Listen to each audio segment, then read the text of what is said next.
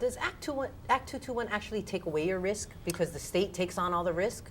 Well, it mitigates a lot of your risks, okay? It mitigates a great portion of your risk, and therefore you can make, and remember, the tax credit is not an instant 100% over 1 year, it's spread over 5 years. So the time value of money does kick in, so your total return, you could actually make out better if you went into a really good, mutual fund back in the day. I'm not sure about now, but as things go up, sure.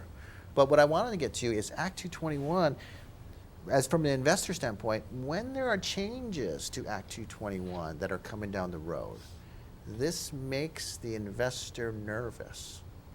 Why? Because he's counting on a company that will go through a first round of fundraising, okay, and he may use Act 221. But if most companies will take several rounds of financing before they actually get to maturity.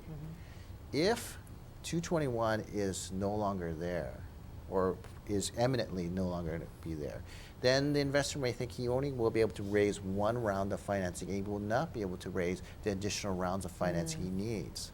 So when you're investing in a company, you're investing them throughout a time period. So there's different rounds is what you're saying. Right, Okay. typically the first round, you get a round, okay, you'll come in now into a company, but they'll take it up to a certain level, then then they'll need some more capital as they want to now build another plant or do something else, get their product out. And then they'll need to jump to the mainland or go globally, so they'll need some more money at that point. And then the brass ring, of course, is if they actually go public and they get into the public market, and therefore they can have access to the public markets in terms of fundraising. But until they get there, they need to have access to capital.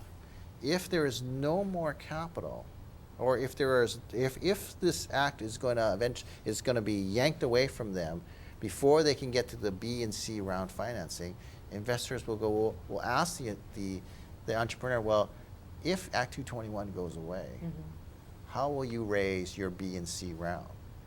And that's a tough question they have to answer.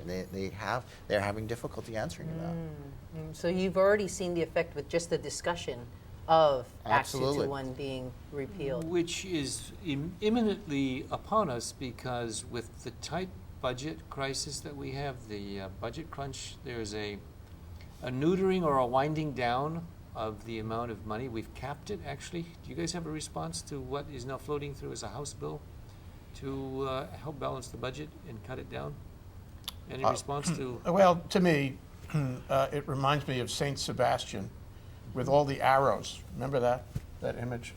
There's a lot of attack points on that poor act, and there's only one really that is relevant at all, and I'll give you my analysis on it. If you consider the fact that this is it's Hawaii's only significant stimulus package, then the cost is really well overtaken by the benefit. So you don't worry about it, because you're actually making money on the act, not spending it. But even if you don't accept that, if the legislature is interested in limiting the initial cost in any given year, and they are considering this, I know it's in the bill. There's a move to put an aggregate cap, on the amount that would be spent, and in that way, the legislature would have the certainty of knowing that it's not going to cost more than that aggregate cap. I don't personally think it's necessary to do that, but that is one way in which the legislature could have the comfort of knowing it won't exceed that amount. But that is the only change, if you will, that really is relevant right now to the issue of the budget. Because if you do put a cap on there, then you have ostensibly solved the budget problem. You will completely leave the rest of it alone. For, as Jason said, every time you tamper with this poor beleaguered statute, you turn away a number of investors who would rather invest somewhere else, and who pull their money from these young companies, and these young companies cannot find the money elsewhere, and you've damaged the economy, the industry, and the future for our kids. So I'm only saying that's the one point, in my view, that's relevant in the discussion of what to do with Act 221. And this all assumes that Act 221 will be extended, because if it's not extended, then investors will lose their interest completely. And I believe the bill calls for 5 years, or it did call for 5 years, and certainly it should be extended for at least 5 years, in my view. You know, Jason, I also Yeah. wanted to just find out from you, without Act 221, you know, Act 221 was particularly for these qualified high-tech businesses. Why is it that they wouldn't come to Hawaii?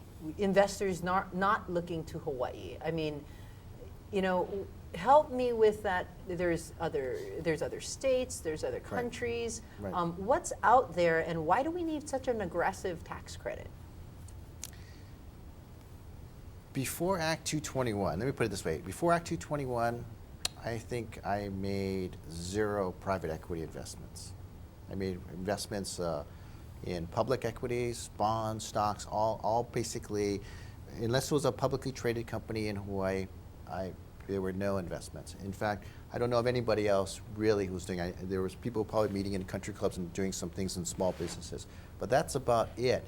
There was no capital formation, what I call people trying to invest in local companies and private equity. There was no capital formation that I knew of in Hawaii. It was a guy by the name of Rob Robinson I met who came from Harvard who said, "Hey Jason, did you do any private equity?" And I said, "What's that?"